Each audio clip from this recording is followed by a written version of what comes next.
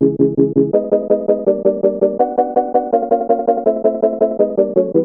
we are now recording. So welcome everybody. This is the Pranzata podcast. Today I have my friend Jessie Lynn, also known as Tattoo Jessie on Instagram. Before we get into it, we have some really exciting stuff for this episode. But before we get into it, if you're new to this channel, this is a podcast and a music channel. I like to interview entrepreneurs, musicians, comedians, or any type of artist of any kind. So today we have a very special guest because she's a little bit of everything. I hope I don't mess anything up what you are. So, okay, let me try to get everything straight. You'll be okay. Let me try to get everything straight. You're a fitness trainer?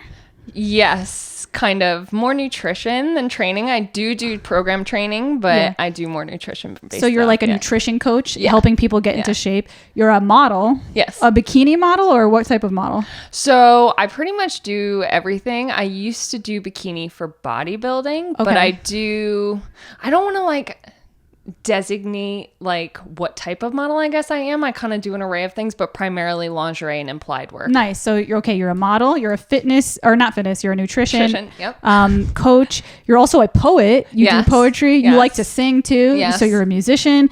And let's see, am I missing anything? And if you don't mind me saying, you also have an OnlyFans account, which you model on as well. So yes, I do. I do a lot of live stuff on there and I model. Yep. And I just found out 5 minutes ago that you are now going back for your master's degree to be a sex therapist. Yes. So I'm really excited to have her here. There's obviously so much to talk about with her. I have some good questions for her. Before we get into it, don't forget to hit subscribe if you want to return back to this channel. I like to have deep conversations. Also, don't forget to comment on anything that we talk about throughout the episode. I like to, get into friendly debate with my subscribers. So if you agree with anything, disagree with anything, if you have anything to add to the conversation, don't be afraid to speak up. Okay, so here we have it. So I wrote down some questions for you. My first question for you. So I remember I wanted to have a little icebreaker question. Yeah. So I remember you had a story on your Instagram once that asked, you were asking questions to everybody. You said, what was your first impression of me? I want to tell everybody what my first impression of you was, and then I'm going to put you on the spot and ask you what your impression of me was, because now I'm curious about yours. So my first impression of you was I was a little intimidated. I'm going to be completely blunt with you. I was like, holy shit, because I used to be when I was younger, I used to be really, really fit. And I took a long time off from the gym and everything because I had a bad injury and I was going through personal stuff. So this was my first time coming back. And I'm like, holy shit, this is the hot girl at the gym. I got to step my game up. So I was pretty intimidated by you, but also inspired by you at the same time. So it was it was a double entendre type of thing. So now I'm going to put you on the spot. What was your first impression of me when you first met me? So I am terrible at first impressions because I always want to see I'm like, oh my God, they seem so sweet, which for you absolutely was, because I remember locking eyes with you a couple times and smiling and saying hello. And then as I saw I guess my second and third first impression, seeing you there, I was like, damn, this girl's got some stamina. She is just picking this up real quick. I'm like, you work it, girl. You work it. Yeah. And your outfits were always so cute. Really? I remember one time we wore the same outfit by accident. I was what the fuck? I was it was orange leggings from Victoria's Secret pink, which you actually told me to get. You're like, girl, go get these leggings. And then we both had a leopard shirt on. We should have wore that for the podcast. Oh my gosh, totally. But so my first impression of you was definitely intimidated. But so that's funny. So you're saying you don't really get a vibe from people the first time. It takes you a while to pick up on it. It depends. Most of the time I try and just be even if I do kind of get that first notion that okay, maybe this person isn't the best for you, I still try and be oh, let me just give it a shot. Let me just see. Yeah. But when I'm literally seeing red flags, which most of the time I have a habit of waving those flags and be but it's amber, it's not red. Yeah. But if I'm literally seeing red, then I know it's back it off. Well, I'm glad you didn't see any red flags from me. I'm happy to hear that. I was curious to see what the answer would be. Okay, my second question for you. I like to talk about self-awareness on this podcast. That's a really big thing for me. So I ask a lot of self-awareness type of questions. So this question, I don't know why I thought of this, but how are you with forgiveness? Are you somebody who you hold a grudge for years and years, or do you let go of things easily? Wow. Okay. By the way, I have a bad habit. Well, I guess a good habit. I don't know, depending on how you look at it. Asking my podcast guests like really uncomfortable questions within the first 5 minutes. No, I adore this. I adore this. This is great. Okay. So, I'm both. It's so weird. I guess with family per se, and I'm not going to name anyone in my family, but I went through a situation pretty much my whole life, and I love everybody in my family, but there are certain things that happen where I don't want to say I held a grudge or I resented them, but it took me a while to heal. But I think it was only because I had to forgive myself for a few things for holding those grudges. I forgive, but I'll never forget. You know what? I completely concur with you. I'm exactly the same way. From a distance, I can love people and I can sympathize with people for the things that they do, but it is really difficult for me to forget like the wrongdoings that other people have done on me. So that's why I asked the question, because like I feel like that's something I'm working on. I'm like trying to figure out how to forgive and what does it mean to forgive and, you know, everything like that. And I find it really difficult. Like incredible. It can be, especially when I think I was having such an issue because I was going through personal problems that I couldn't forgive myself for. So how can it was very difficult for me to forgive somebody else when I couldn't even forgive the one person that I'm supposed to love the most. What kind of things were you trying to forgive yourself for?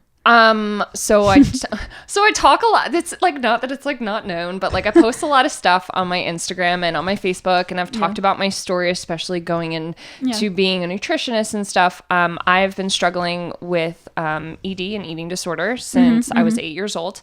I have body dysmorphic disorder, and I have been anywhere from anorexic to bulimic to obese, to binge eating. I've been all over the spectrum, and a lot of it festered from that. I couldn't forgive myself for hating myself so much for the way that I like looked and like the way I felt, and like I just hated myself. So it was very difficult for me to like find forgiveness or find love or find any type of emotion for somebody else for so long, because I couldn't even feel those things for myself. That makes a lot of sense. It's like a projection. How can you forgive anybody else if you're still really dealing with trying to forgive yourself? Now, I actually had questions for you about your eating disorder, because you said you were open to talk about it. So since we're already talking about it, we might as well just get right into it. So I also had an eating disorder, which kind of happened to me. Like it was kind of an accident, like, which sounds really weird, but I'll explain, to the audience. I was really into fitness when I was younger. Like I want to say like 21, 22. I'm 32 now. If that's young or old, I don't know. I guess you guys can decide. But Twins! How old are you? 32. No way. Yes. Don't tell me when's your birthday? October 11th. Oh, okay. We don't have the same birthday, but at least we're both 32. Yes, we are. So for me, it was like my eating disorder kind of happened by accident, meaning I decided I wanted to get really fit. And then it just kind of snowballed into me not knowing when to stop. So it was a very confusing thing for me. And I had to kind of reckon with myself, like, and do some self-reflection of why did that happen. And I ended up, I feel like my desire to get in shape started from a healthy place of just wanting to get in shape and enjoy fitness. And then before you know it, the scale became like a video game. As fucking weird as it sounds, it became like every time I saw the scale go down, like a pound, I was like, it was like an accomplishment. I'm like, yes. And it's then like one up. Yeah. It's like a extra play. Exactly. And then you would feel kind of high from that. Yeah. Then the feeling would go away. And the next day you would be like, okay, let's lose another pound. Let's lose another pound. So like I said, it was just kind of like, it kind of just snowballed out of control with, like, it happened without even me knowing it or expecting it. So I'm kind of curious what your experience with like eating disorders was like. How did yours happen? Was it a similar thing that it just kind of snuck up on you, or was it something that you actively pursued? Like, I want to lose weight, or like what happened?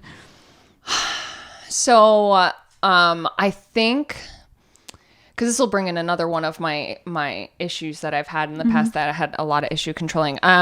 So when I was 8, what I would see in the mirror sometimes just wasn't literally like what wasn't really there. So that's like I never thought I was thin enough. I would always see somebody that was at least 100 pounds, 200 pounds, 300 pounds heavier than I was. And to me, like, I didn't understand. And I was like, what's going on? So as I got older, high school was terrible.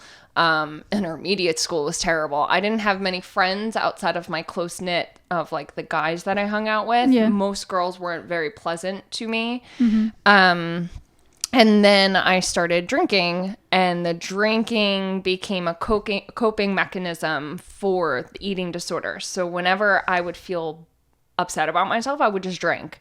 And then as I got older, the drinking got extremely extensive because I was trying to keep the demon, so to say, at bay of like not like I teetered in between like anorexia and just like binge eating. Oh, wow. When I was younger. So I didn't yet hit the bulimic stage of my eating disorder. Mm-hmm. So the drinking helped where not helped. I was terrible to say that. The drinking was my drug to make it all go away. Yeah. Like the voices, the images, whatever. Mm-hmm.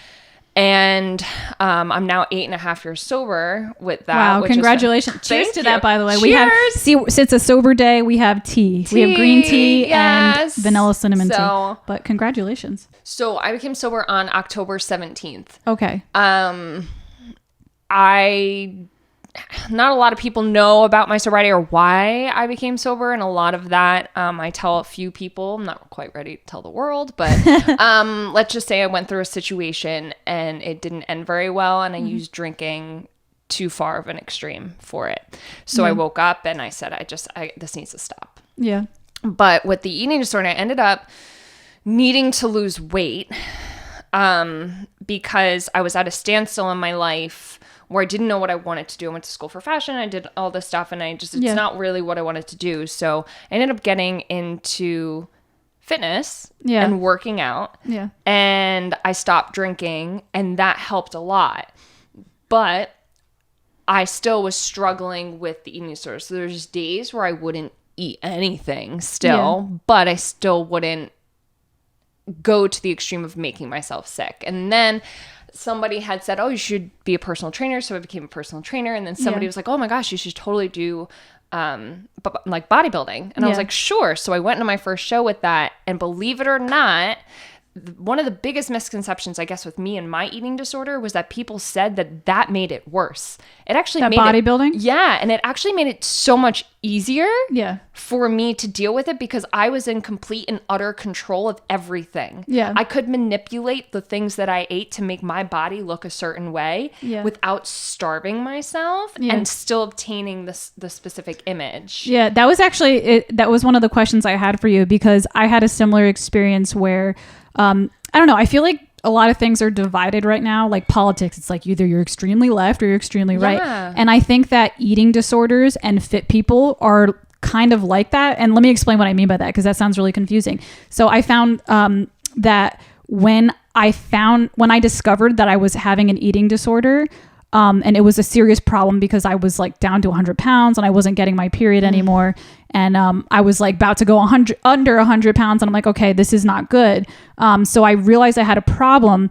But then I felt like there was then a community of people who were like, now you can never do anything fit ever again. And it's like very black and white. Yes. And it's almost like, you know, there's like skinny shaming or fat shaming. It was almost like fitness shaming. It was almost like if you've ever had an eating disorder, now if you ever do anything that has to do with fitness, it's like you're going to the other side. And it's like, I found that really frustrating. And I felt like a lot of friends were like, you can never weigh yourself and you can never count a calorie and you can never eat anything healthy. Mm-hmm. You just have to now get fat. Like, you know what I mean? So gain a ton of weight. Yeah. So my question for you is, what was your experience like with that? And now that you're fit, and you're kind of already answering that question, now that you're a healthy fit, you know, you look amazing. Like I'm looking, when you walked in the room, I was like, oh my God, I'm in love right now.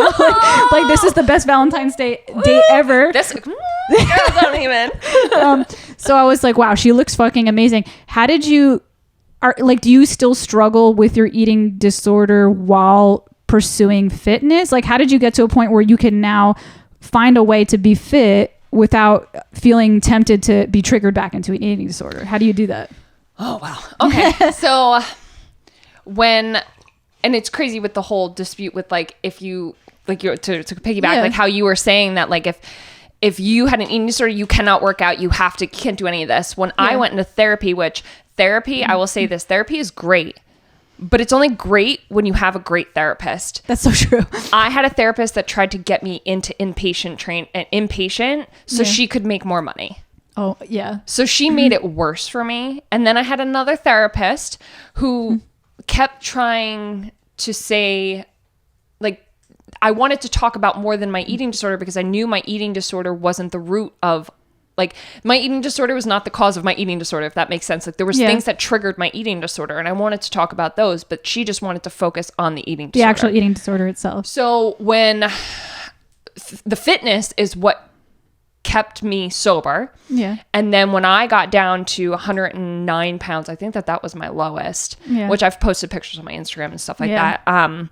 My therapist took me out of training. All right, so we're back into it. We had a little glitch with the camera. We had to reset the camera. So where were we? I want to get back into it. Okay. So when I had gone to this therapist had told me, well, now you're done training. Now, the first thing in my head wasn't how am I going to burn all these calories? It was how am I going to deal with staying sober when this was the reason why. This helped me get sober. Working out was my way to stay sober. It was a way for me to clear my head. People write poetry, which is what I started doing as well, to purge the words instead of purging myself. The food. Yeah, that makes sense. And I ended up getting into yoga and then finding some form of like a self-respect in a way through meditation.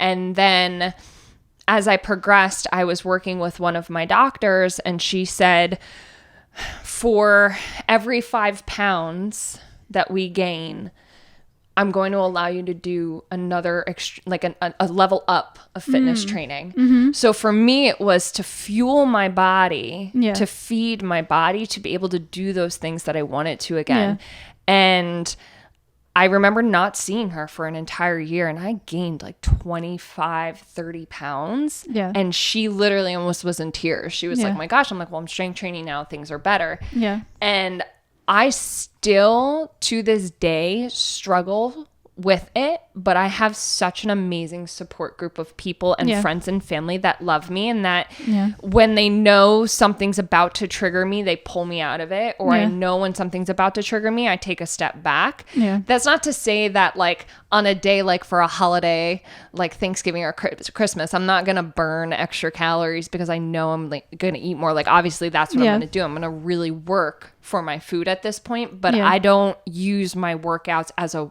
excuse to eat anymore, which is for me, it's with any disease you have, any addiction you have, like in this term, like it's always going to be there. I was just going to say that's like a little quote or a philosophy I have. If you're an addictive person, that addiction never dies. And it's foolish and stupid to say, well, now you could never do this, because that, like you were saying, you finding a way to then take your obsessive and compulsive addictive nature and then turn it into something positive was very beneficial for you. And I agree with the same thing. I think the key with alcoholism and drug addiction and whatever, sex addiction and eating disorders or whatever, I don't think the key is just because in some cases it is a lifelong journey of figuring out the root cause. Like I'm still trying to figure out the root cause of the stuff that messes me up. I still don't really know the answer, but I do know that like kind of going back to what we were saying before about like you found that being able to gain weight with your weightlifting and stuff, that actually gave you a reason to gain weight, and it gave you like a thing to obsess over. I found this, now this is crazy, but I found the same thing with counting calories, and which sounds nuts, but hear me out.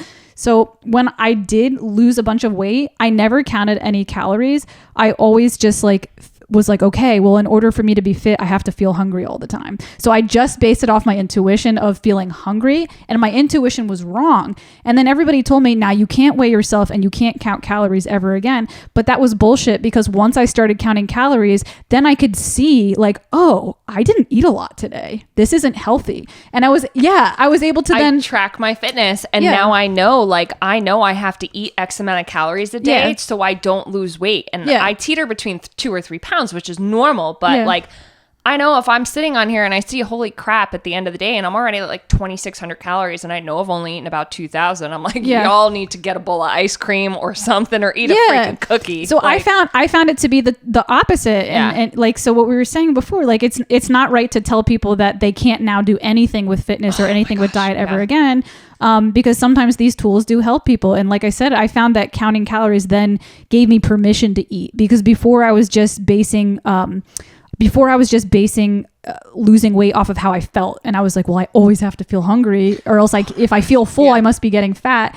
And now I'm just like, oh, I can see I only had 1,200 calories today. That's not enough. If I feel full, it's maybe because I had broccoli or something. And it's like filling, you know?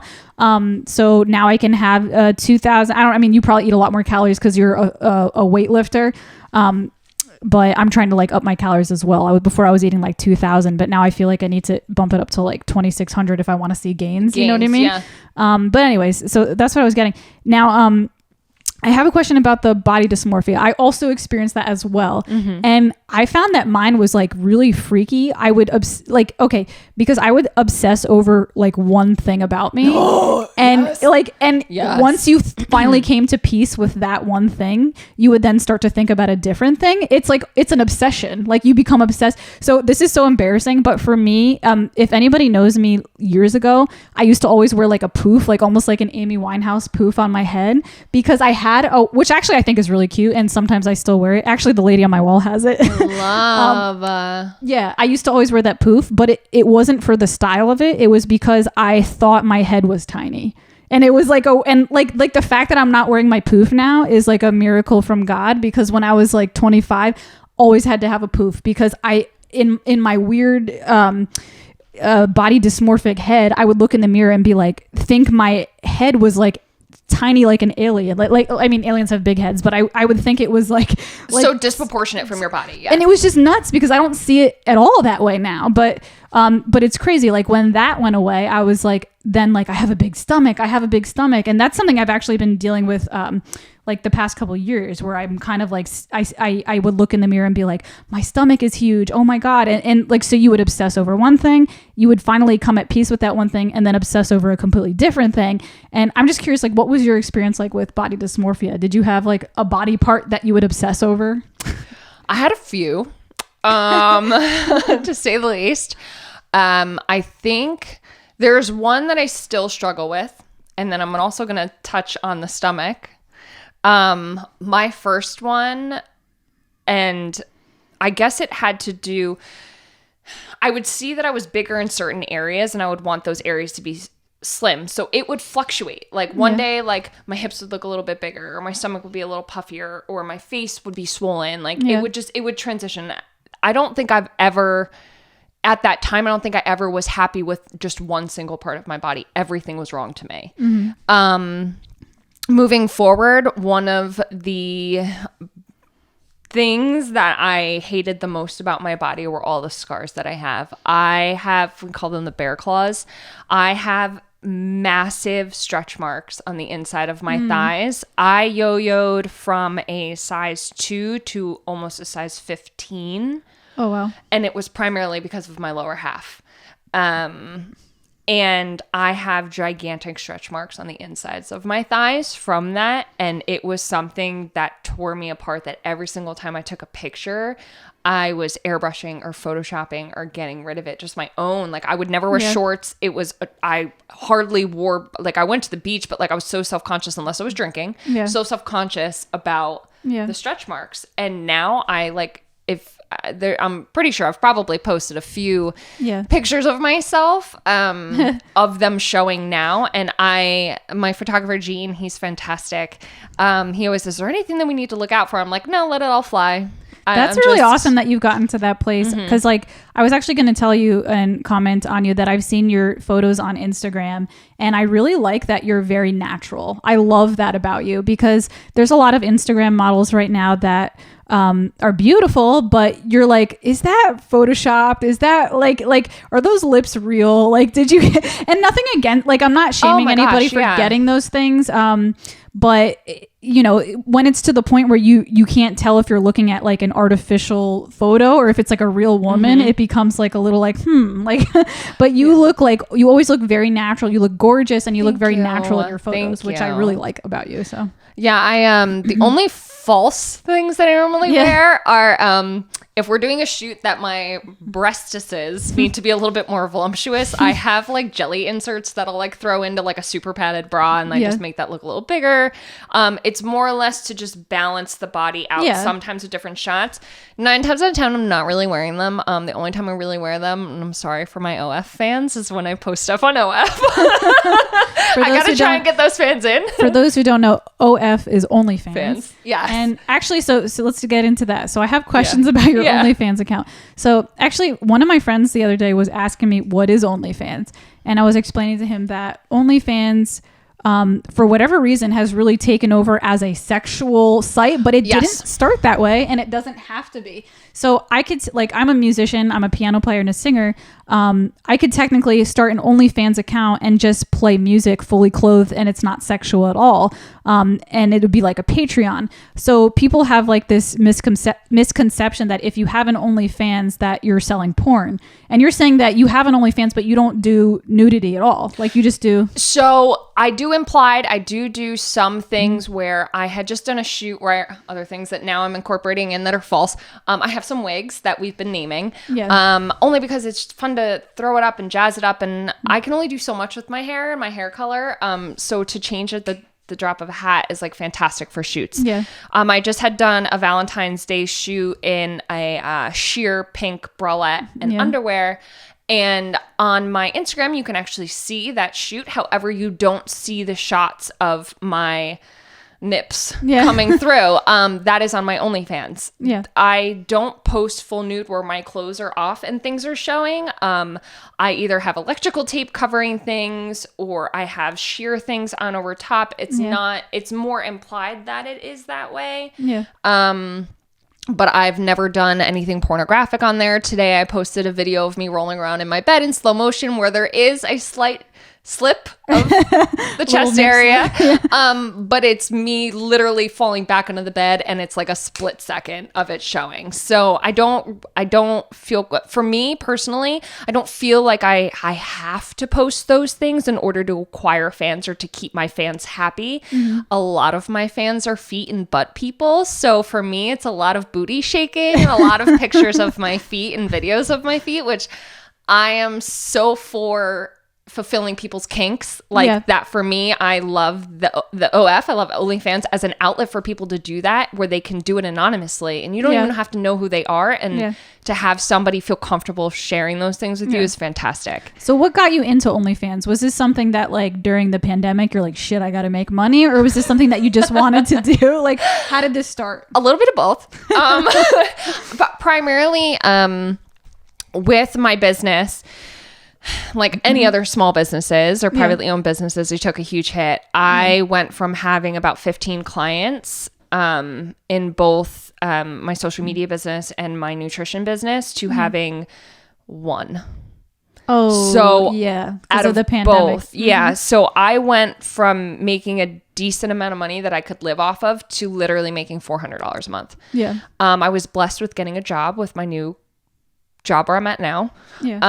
And things started picking up, but I had joined OnlyFans right before that because I was helping a friend out with their business. And I was making money, just enough money for rent, just enough money for my bills, some of which was very difficult to do. Sometimes I had a penny or two in the account. And a friend of mine said, you should really make an OnlyFans, because I was on my Instagram posting morning pictures of me in my underwear. Yeah, that kind of makes sense. If you're already kind of posting like sexy pictures, why not make money off of it? Because it's not something like you went from being this like studious schoolgirl to then having this like secret thing on the side. Like you already were very open, sexually with your photos and everything. So why not make money? That makes sense. And it was primarily and I still say this now, like people give me so much shade. They're like, get a real job. Well, I have a real job. This part of my income is so I can get my nails done. I have some fans that like to pay for pedicures. I have fans that like to pay for lingerie, for private photos. They will give me an allowance. I buy the lingerie and I take photos for them. Like I was able to buy birthday gifts. I was able to buy holiday gifts. I was able to buy myself things that I couldn't justify using the money that I was making from my real job to pay, like be an adult with. So for me, this is like play money. Like it's people like have spend that money. Yeah. Like for me, I couldn't justify doing that. And I am so thankful for all the fans that I do have right now that are allowing me to treat myself and treat them at the same time. So you said you got shade from people. It was basically because they thought like you were kind of cheating the system, like you didn't have a real job. Like what kind of shade? Like what were some of the things that people were saying to you? I should get a real job because posting nude photos is such a great career. And it was, believe it or not, people who I was friends with. And they said, it's, I feel women really... or men? Was it mostly both? Oh, wow. I would think it would just be like women that were jealous of you or something, like guys' wives or something, but it was men too. Men 90% That was makes men. a lot of sense. I'm thinking it would be women, but actually men might view it as like, because I feel like when people say things, they're saying it from their perspective and their life. They could be thinking like, oh, some woman cheated on me. And like they're looking at you through the eyes of their experiences, One of these people, as I sip my tea, I had an intimate relationship with, and then said they felt bad for me that I had to stoop this low. Yeah. And I said, really, well, that's great because I don't post news, so I don't know what you're implying. And stooping so low that you, like, even though I didn't text you, you wouldn't get back to me, like, because you used me, so to say. Okay, so I'm the low one. So there was like a lot of men, and then a lot of men that I wouldn't show interest to. I wouldn't go on a date with them, or I wouldn't like talk to them, and I've never met them before, and they would just tell me that I'm pathetic for having this. And I feel like men that like if you shot them down in any kind of way or they felt rejected by you, they'll take any opportunity they can to talk shit to you. Because I mean, I haven't had this experience because I'm not on OnlyFans, but I remember one time I made like years ago, like 2 years ago, I made a political post, and I never do that. I never write anything political, but I was like feeling passionate about something at the time, and I wrote something about that. And this guy that like used to like me, but I just wasn't into him. You know what I mean? He wrote something like, why don't you just stick to music, you bitch, or something like that. And I was just like, holy, I just blocked him. But it's just funny that stuff like that will happen with men. Like, oh my gosh. Yeah. And then with some females, it's more or less where some of these females have seen me growing up where I guess I was the church girl and I shouldn't do that type of stuff. They couldn't picture you like that. Yeah. And they just told me, this isn't a good look for me, or that they really don't approve of me having it. And I'm sorry for any of my family members that are watching this right now. How does your family feel? No one knows. My mom does. How does your mom feel? She told me that as long as I wasn't posting nude or anything that I wasn't comfortable with, she was not all for it, but she was like, okay. She knows I know my limits. Yeah. And she knows I would never do something to jeopardize my future. And I'm not knocking nudity down. I think nudity is such a beautiful thing. It's just for me to post that publicly. For me, I don't feel like I want to do that. That part of me is too intimate. Yeah, I'll flash a tit or something, but flash a nip, whatever what it is. But I'm not about like, if I do implieds, it's normally with a photographer that I've known or I thoroughly trust.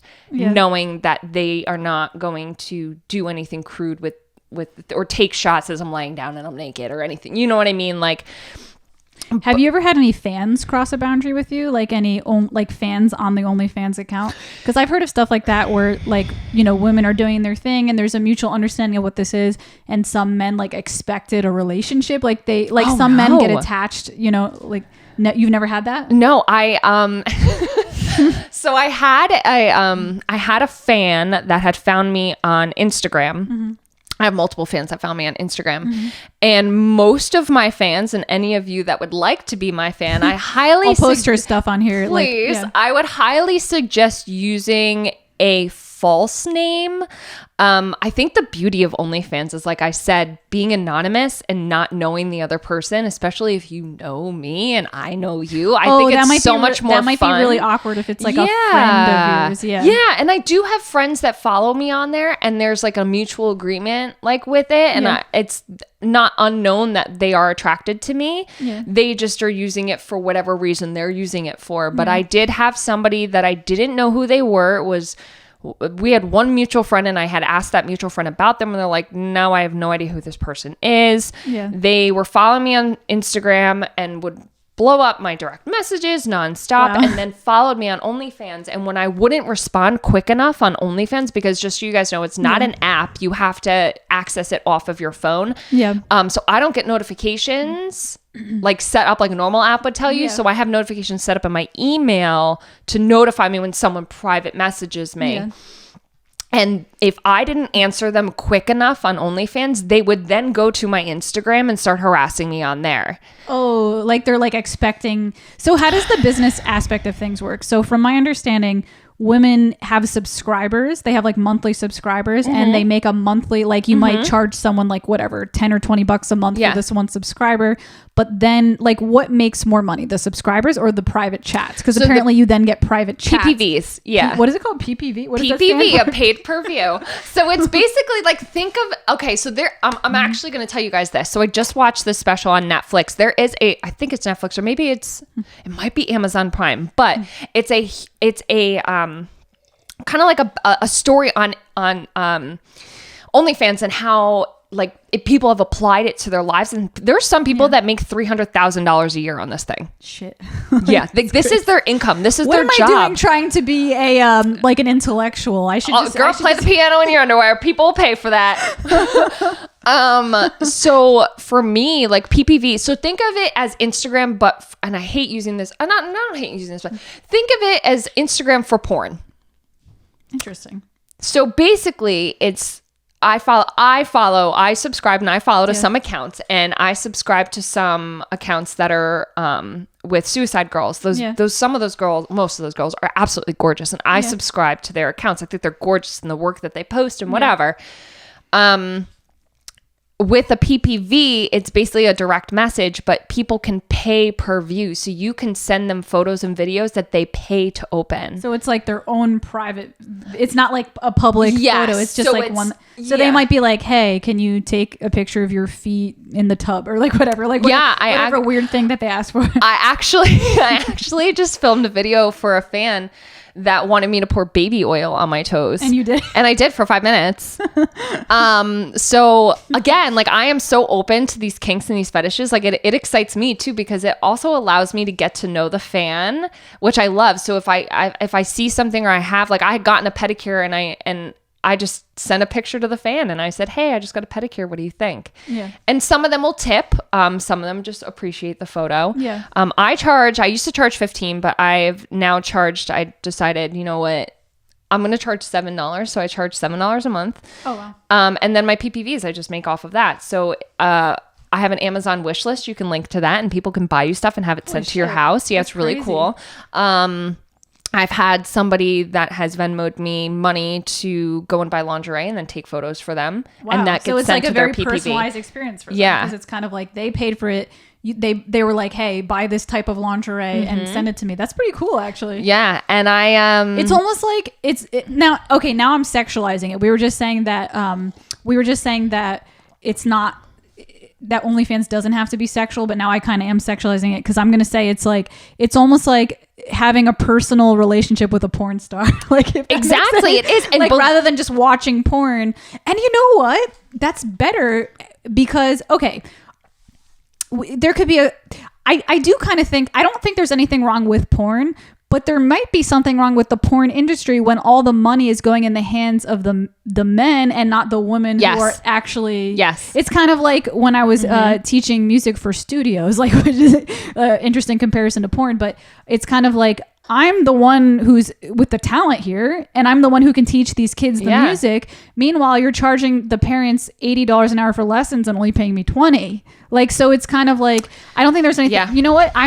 I feel like my views are changing now about not that I had anything wrong with OnlyFans, but I did also have my skepticisms about it, but now it actually makes a lot more sense. It's actually empowering. It's empowering all the people involved. Like, you're taking the money out of the drug dealer and giving it, you know what I mean? Like, and giving it to the public. OnlyFans does take a percentage. Well, yeah. Well, of course, obviously. So, like I spoke about Venmo, I have some fans that when it comes to purchasing items will not pay me in OnlyFans because they take away from that. So they want me to get the full amount of money for the items that they're purchasing me. And honestly, like, it's fun. It really is. And I used to have in my tip menu the boyfriend or the girlfriend experience. I do have female subscribers as well, where it would allow the person to get like personalized messages throughout the day and cute little like photos, like thinking of you, babe, like type of thing, where they would pay you for the day to do that and give you that intimacy or late night talk or whatever, just so they would feel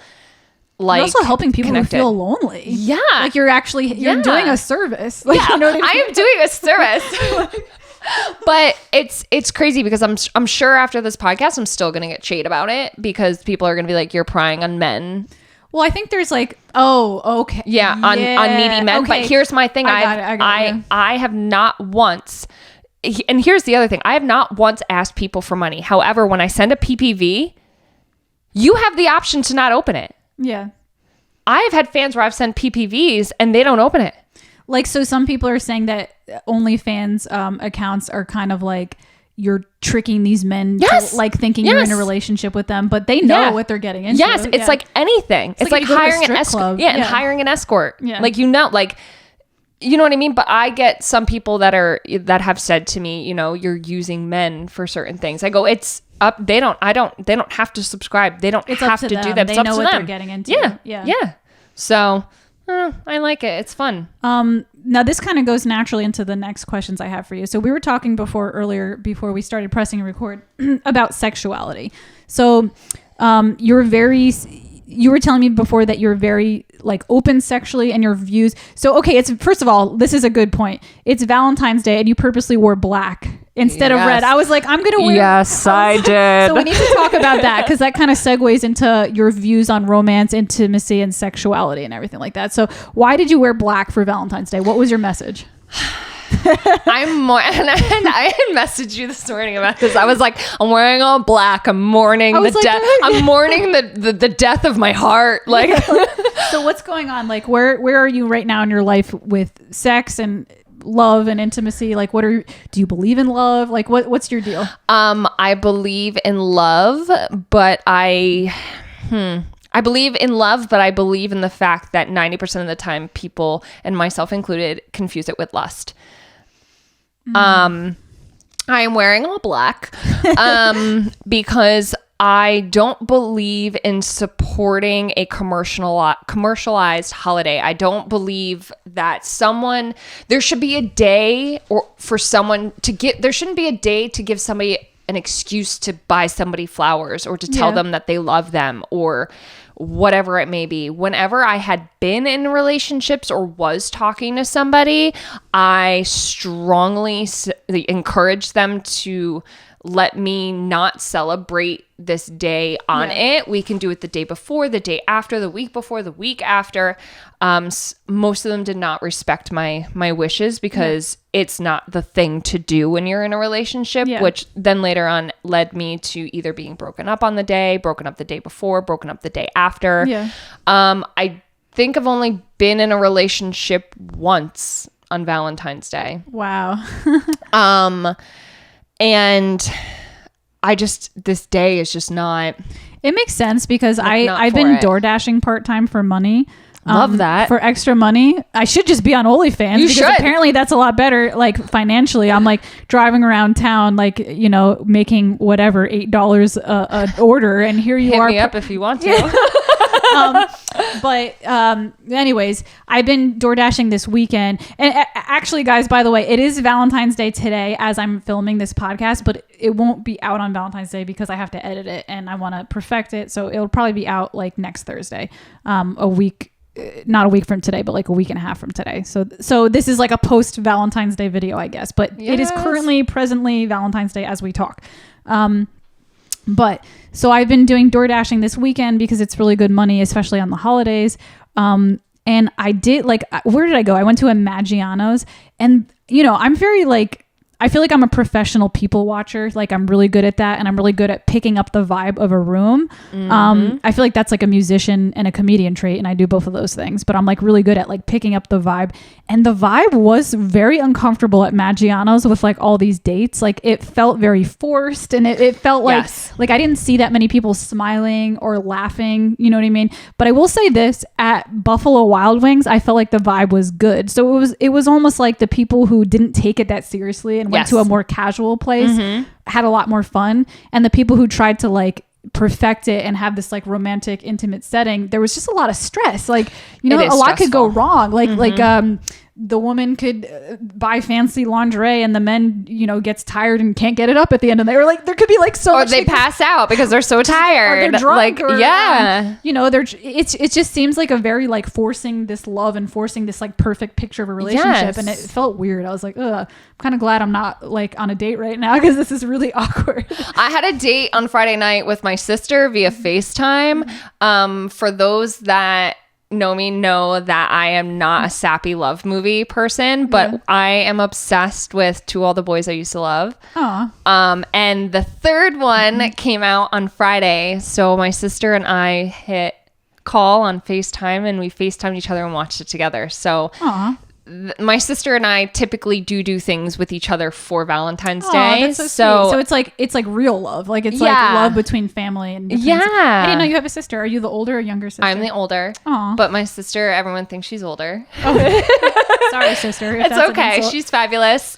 She was just actually sending me pictures today of her and Luna, her puppy. So it was so cute. I like the name Luna. Is it a black puppy? Black lab. Yeah.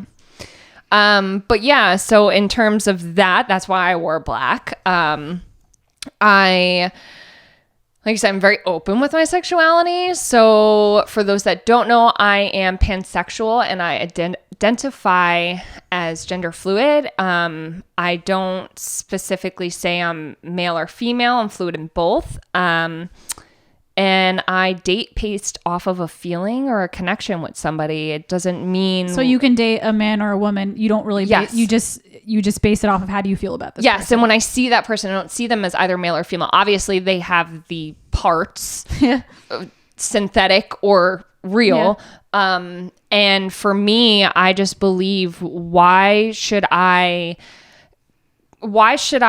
miss out on a chance to actually meet somebody because we're told that it's male and female and male? Like, who am I to say that I can't fall in love with somebody like that's a female? Yeah. Exactly. Like, you don't know what the heart wants. What do you do to practice self-love?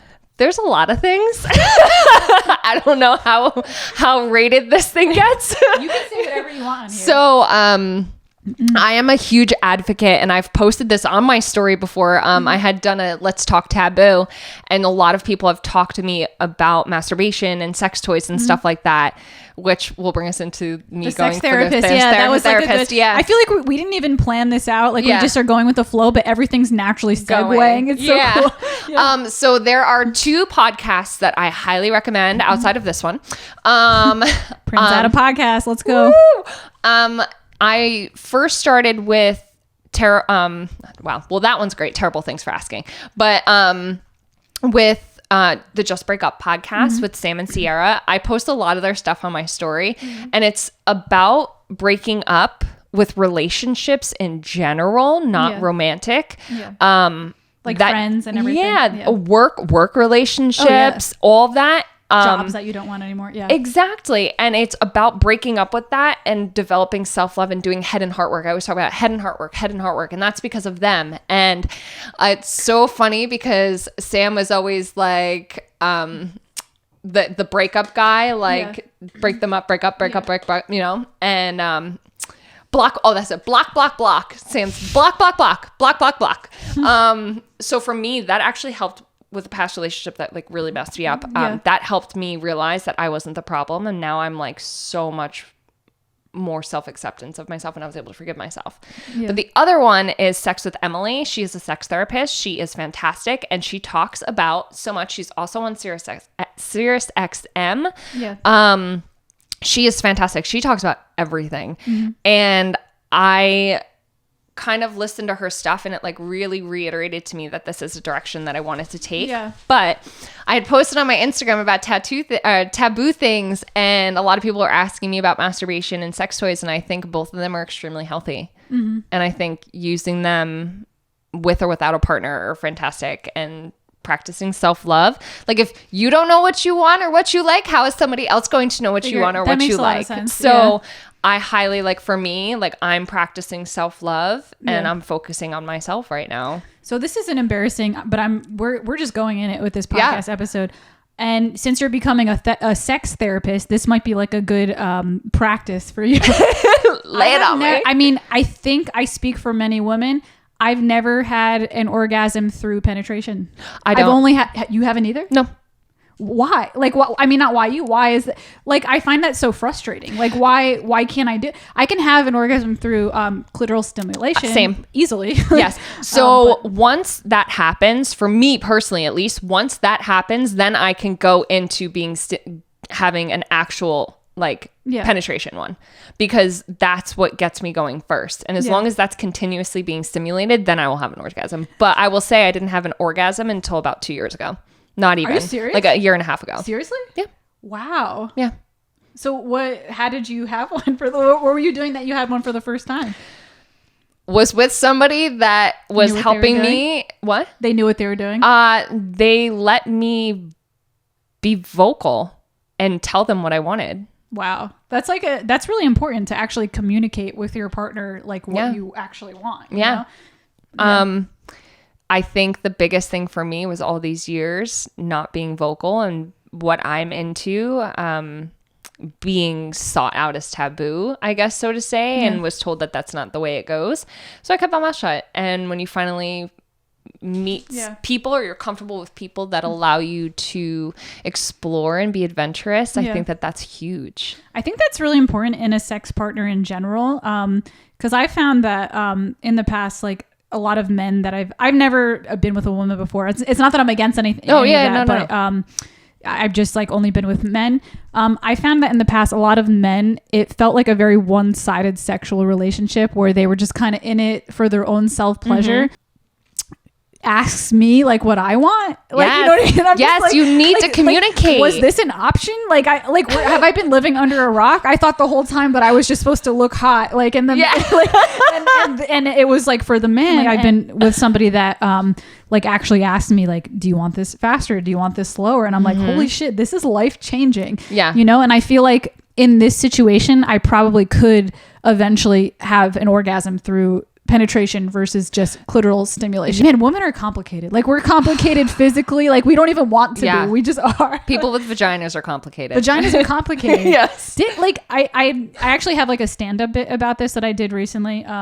Like about like the difference between men and women, like when they watch porn. Like with men, it's like they could, you know, I'm sure they have their things that they like, but if they had a 5-minute window, they could probably see a tit and come. And for women, it's like so specific. It's just like where was the tit born? Like it's just like but how did we get to this point? Can I see the pre of this? And then what happens after the tit is shown? I don't so quite analytical and so like deep about it, and it's frustrating. Yeah. And you have to, and it's communication, and not even just in relationships, just in general. Communication is so huge. Yeah. And not being able to be vocal about what you want in general, or in a relationship, in a job, in a friendship, you know. And it's being comfortable, and I guess being comfortable with somebody to feel like you can open up and talk about those things. It's really important, because I have a select group of friends that I can talk about a lot of this stuff with, that I know will not judge me or roll their eyes or be like, could you shut up now? Like, that's disgusting. Or like, which nothing anybody does is disgusting. Everybody has their own things. Yeah. But I really feel like understanding, again, going back, understanding what you want, what you like in sex and relationships, intimate relationships, friendships, whatever, is like something that you just need to like figure out for yourself. So you were afraid that some of the things that you liked were taboo? Like you were afraid I feel that like nothing is taboo anymore because everybody's doing everything. Oh yeah, there's like a porn for everything now. Yeah, like there was even like I saw COVID porn and I'm like, you've got to be kidding me. So please stop! Please tell me. Stop! Is it in a coffin? I don't want to say it was COVID porn like it was about COVID, but they were using. I guess they're just trying to get creative and they were using COVID props like, and the girl was like, well, the girl, sanitizer. The girl was like, she was like knocking at her neighbor's door and she was like, I need toilet paper. Oh my gosh. Instead of like, do you need your pipes flushed? Yeah, like, I need toilet paper. Yeah, like, hey, I'm here, I'm out of toilet paper, can I come in and use yours? And it like turns, and it's just like, it's so fucking funny. Like there's something out there for everybody. Yeah, absolutely. Like, what's one of the strangest, are there any fetishes that you've heard of that you're against, like bestiality or like like I heard of one called hamster stomping. I don't believe that you should involve animals in things. I'm sorry. I'm not knocking on anything. I'm not throwing nothing. It's not your thing. Not my thing. There are certain things that are not my thing. And then there are certain things that are my thing just with certain people. So you have different chemistries with different people. Comfortability levels. Wow.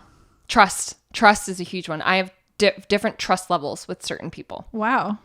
Yeah. What does it take for you to trust somebody? Like how do you decide, oh, I trust them versus them? A feeling. Like it's just like an intuition. Yeah.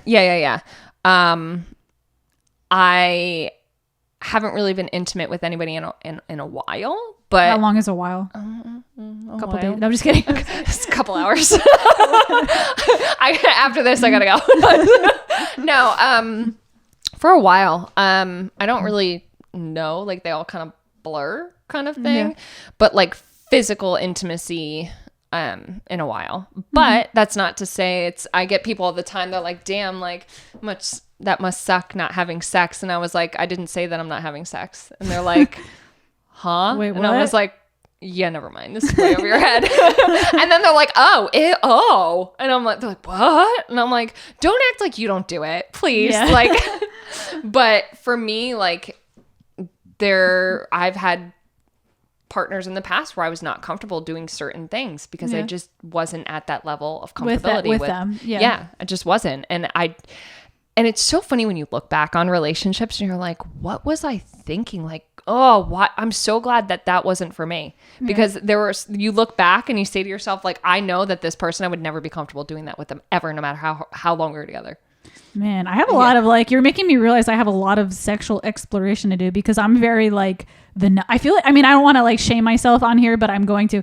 I feel like I'm very vanilla. Like when people are like, what's your favorite position? I'm like, well, how many are there? I thought there was like 3. Like, did you see the meme? It says, I don't care. What's your favorite sex position? All of them. I'm just happy to be involved. Yeah. It's like, I'm glad that you chose me. Like how many are there? Like the only ones, I mean, you can change the angle a little bit, but isn't there basically like you're on top, you're on the bottom, or he's on top?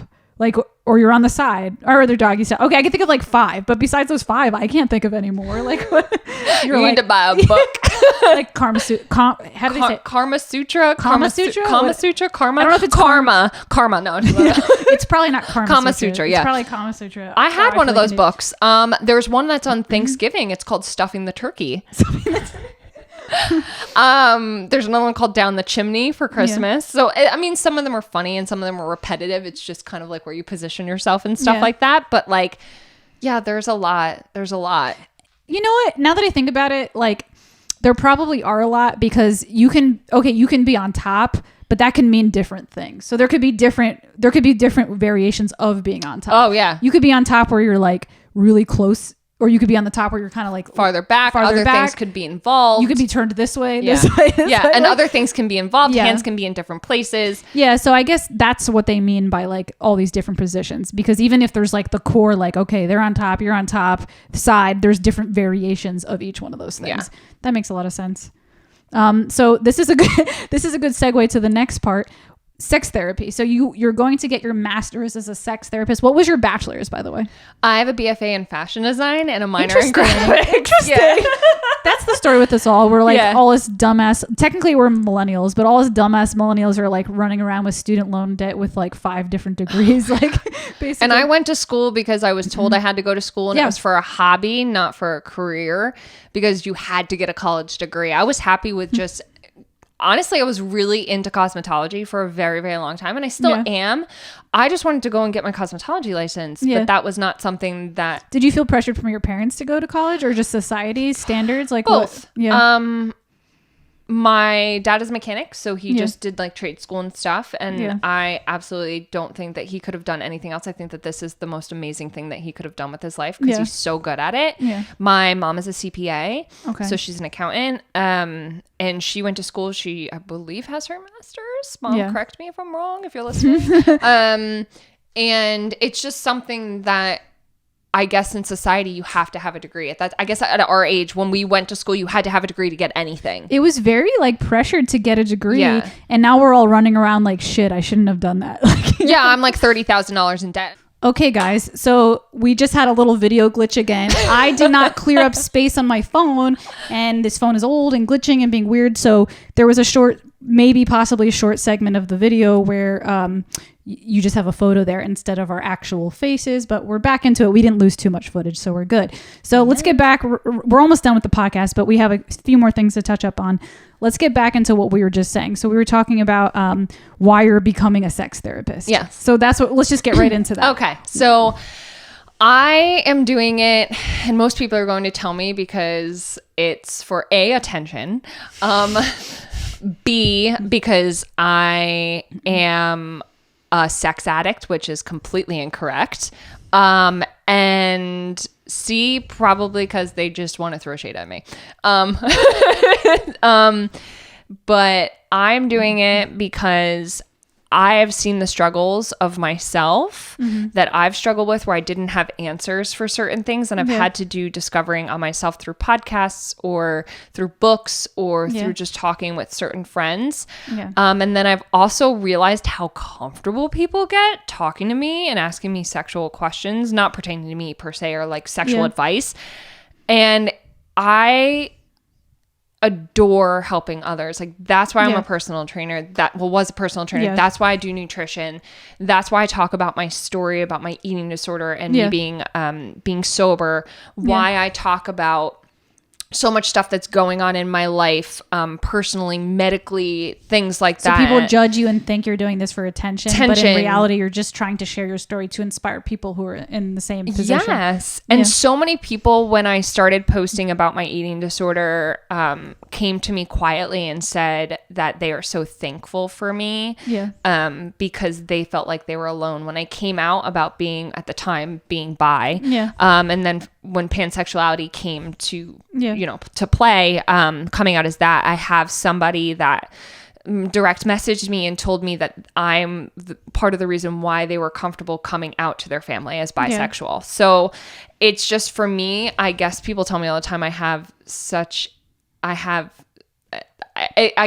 what did my one client say? That they felt like they could relate to me. Like I was one of those people that they looked at me and felt like they could just tell everything to, which makes me feel great. And like you're a safe person to them. Yes. You're like, oh, I could just say whatever to her. Yeah.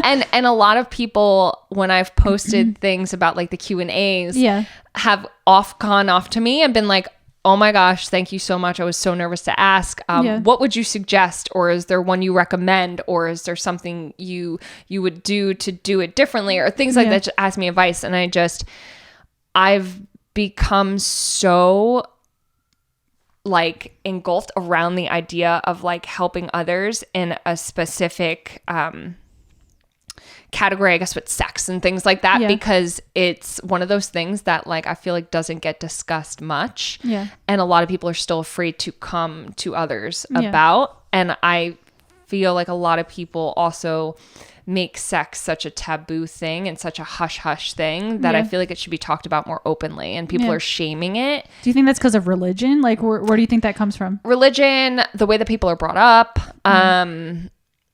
experiences, like some people, like another reason why too is with the sex therapy, people that have had issues in the past with intimacy due to a traumatic event, like that goes into that. So for people to shame you or throw shade at you for wanting to be a sex therapist, meanwhile you could be helping people, like you said, who have been raped, like who have, like there could be some situations where women have been sexually assaulted or raped and they now can't experience the joy of sex because they're afraid of, or maybe they're molested when they're younger or something, and now they struggle with intimacy. So it's so close-minded and ridiculous for people to just kind of like assume that, oh, you're just like a horror worker, like, you know what I mean? Like you're just telling people how to have sex and play with toys. That is your job. Like, no, it's like, not. No, it's like you're a sex therapist. Like, did you leave that part off? Like, come on. Because there's a difference. There's sex coaches and then there's sex therapists, which obviously one is less expensive than the other and one is less intensive as the other.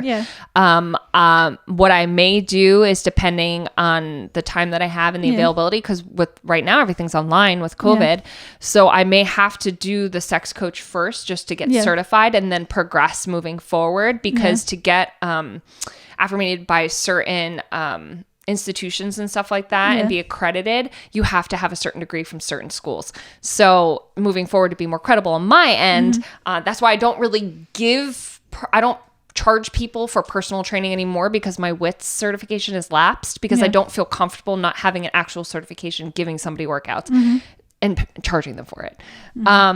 But yeah, like I feel like with my own experiences and what I've gone through, I have so much to offer for somebody that may feel like they can't open up about that. And that's with everything. Like I told you, I was like, I am an open book. I will talk about anything. I don't really care. And really that's like the purpose of life, is to find, is like, I don't want to say it's the purpose of life, but one of the purposes of life is to figure out what you can do in society to help other people. Yeah. Like not everything in life is about yourself. So the fact that you're doing this not only for yourself, but to help others is an amazing thing. You know what I mean? So fuck people. Yeah. I'm sure some of my family is not going to be happy when they hear about the sex therapy thing. Let me just make sure this is rolling.